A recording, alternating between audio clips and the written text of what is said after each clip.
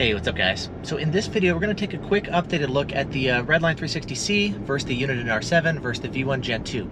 Three of the best radar detectors on the market. And I want to do this specifically because the Redline 360C was recently updated to firmware version 1.9. I've been driving around with it for the past couple days, and over the course of maybe 2 or 3 hours, I've gotten 2 blind spot falses. It's been very impressive. And so in this video, I want to talk about kind of my updated thoughts on the detector, both in terms of is it better than the competition, and then also for the extra price, is it worth it? So let's go ahead and talk about that. So starting off, let's talk about Redline 360C versus Uniden R7. That's a really popular combination that people ask about, you know, how do they compare, which one's better? And then the R7 is $500. The Redline 360C costs 50% more at $750. So the questions, of course, are, well, okay, is it worth it to spend the extra money? I've done a video about this in the past, and I wasn't really totally sure, especially earlier on, but now that I've had more seat time with the detector, I think I have a better answer at that. Now, overall, to the first question, is the Redline 360C better than the Uniden R7? In my opinion, yes, I think it's a better detector. It's got a little bit longer range. I find the blind spot filtering to work better. I find the auto lockouts work better. I like the build quality better. I like the update process better. I like the fact that it's got Bluetooth to make it easier for me to change settings, or Wi-Fi, so it can just keep the detector updated over time. I like the speed limit on the display, like lots of little things like that.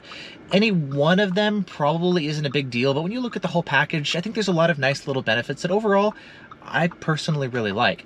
I've kind of gotten to the point now where I'm like, I just want to get in the car and drive and not really mess with stuff too much. And I like the Redline for that specifically. Again, you just kind of get in the car, you drive, and it takes care of everything for you. Everything from your auto lockouts, your updates, just everything you need is done for you. And when I'm busy running errands like I'm out doing right now, or driving my daughter to daycare, or whatever it is that I'm doing, it's nice just to have the detector take care of itself and I don't have to mess with the details, and that seems to be really where the detector shines. It's more expensive than the R7, of course, it's 50% more, and I think for that reason, because it's a lot of little things, for most people I think the R7 is still going to be the sweet spot. You still get great range, you still got pretty good blind spot filtering, especially with some of the K-block features that have been added. You've got the MRCD support, you've got auto lockouts now, you've got mostly RDD immune, which most people don't really need, but that's pretty nice. And I mean, for $500, I think that's right at the sweet spot for your arrows and performance and features and everything, without spending something like top dollar for a Redline 360C. So I think for most people, the Redline 360C is probably not worth it. But for the extra $250, I do find that it makes a nicer user experience. Between the two, it's just the one that I kind of keep gravitating towards. I mean, even things like the mute button placement, I like better on the Redline on top, instead of doing kind of this goofy side button press. And so overall, I prefer the Redline 360C, but I don't think it's necessarily the best choice for everybody, and I don't think the extra $250 is going to be the best use of money, because something like the R7 gets you 90% of the way there for what, 67% of the money. So I think it's a better value, a better bang for the buck, which I know I've mentioned in a lot of videos, but I think it's kind of worth mentioning specifically, especially because people have been asking about that a lot. Now, the next detector that I want to compare it to real quick is the V1 Gen 2. I love the Valentine 1 Gen 2. Fantastic detector, also excellent range, great blind spot filtering. The Bluetooth integration is fantastic, better than what you'll get from the Escorts. I actually like the design, I like the compactness of it better. Like, there's a lot of really good stuff about the V1, and it's priced the same as the R7 at $500. And if you're into like the third-party apps especially, that's really where that detector shines. So your V1 driver on iOS or Android, or your JBV1 and YaVi1 in the past, like there's so much cool development that goes on there, and that's, I think, what really makes the detector special. If you take the time to integrate it with third-party apps, you can get a lot of the features like the auto lockouts working better on the V1. You can get some cool alert logging capabilities that, again, work better than Escort Live. You can get just, I mean, so much cool stuff. Aircraft notifications, like there's just a ton of really cool features.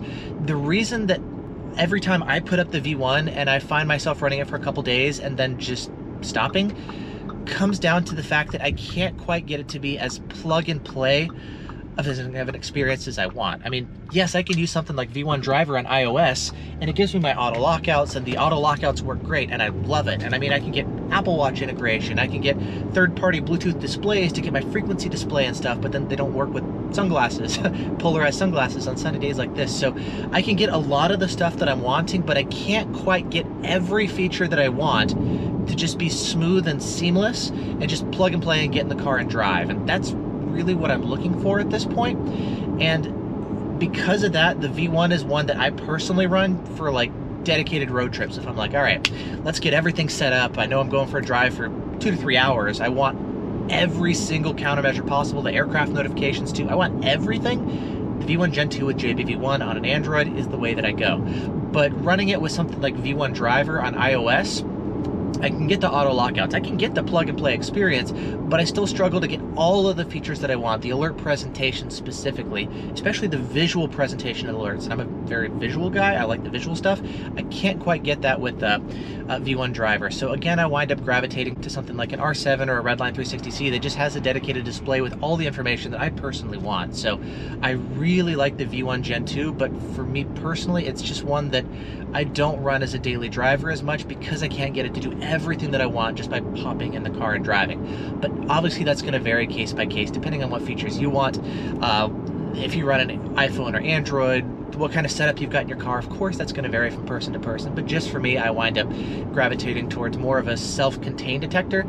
I find that just to be a better fit for me. And so I think the V1 Gen 2 is honestly, compared to the Redline 360C, in a similar boat to where for a lot of people it's a better bang for the buck. You get a lot of the same features, and a lot of those features can actually work better.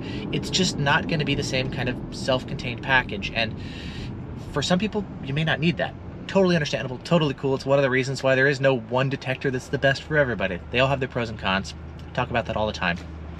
And at this point, I personally just want something where I can get in the car and drive, and if the Unidens can do that, great. If the Valentine can do it, awesome. If the Escorts or the Redensos or whatever it else can just give me everything I want without too much hassle and headache, that's what I'm looking for personally.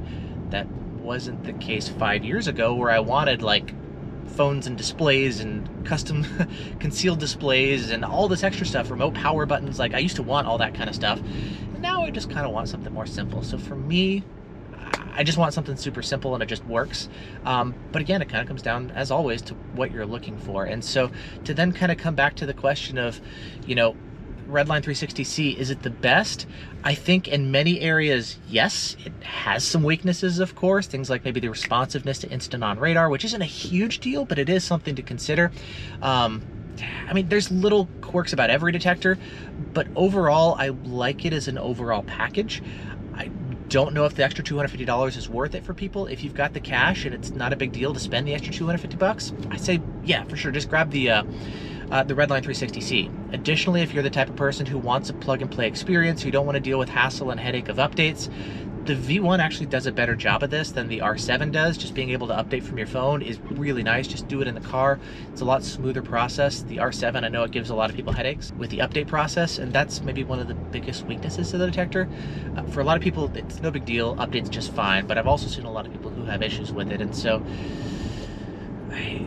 I'm trying to minimize headaches, I guess, at this point, and for the smoothest experience, that I think is where the Redline 360C shines. Pros and cons to everything, of course, as always, but if you're looking for just kind of smoothness, I think Escort does a pretty good job with that, and that's, I guess, why I start gravitating towards it.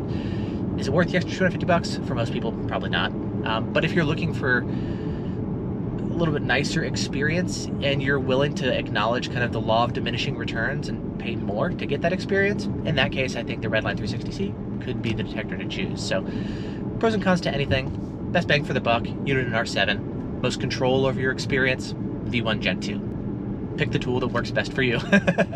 So yeah, but what about that? Do you guys agree with my thoughts on this? Do you think maybe there's an important point that I forgot to mention regarding anything? I'm sure we can go into a lot more detail, but just kind of higher level, that's currently where my thoughts are. So if any of you guys are wondering, you know, Redline 360C versus V1 Gen 2 versus Uniden R7, that's kind of where my thoughts stand here with the current firmwares and all that stuff that's out. So, and yeah, what is it now?